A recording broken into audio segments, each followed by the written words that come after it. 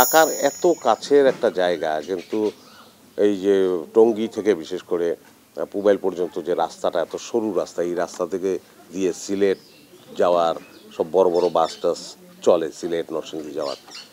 তো রাস্তাটা আমি বলবো যে আমি আমার অনেক আগে আর কি ছোটোবেলায় বরিশাল যাওয়ার রাস্তা যেমন দেখছিলাম, খুবই একটা বাস যাওয়ার সময় আর একটা বাস কাত হয়ে পড়ে, হ্যাঁ, দুটো বাস পাশাপাশি।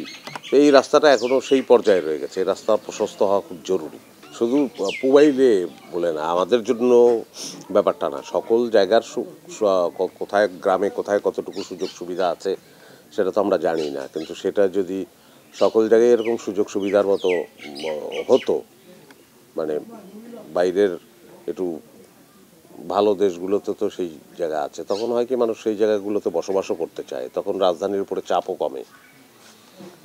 এখন খুব চিকিৎসা ব্যবস্থা যদি ঢাকার বাইরে অন্য জায়গায়ও ঢাকার সমমানের হয়, তাহলে তো অনেক মানুষই আছে যে ঢাকার এই ভিড় গাদাগাদি মধ্যে থাকতে চাইবে না। এখন এটা একটা ইনসিকিউরিটি ফিল করে যে আমি অসুস্থ হলে কোথায় যাব, তো সবসময় তার চেয়ে ঢাকা থাকাই ভালো।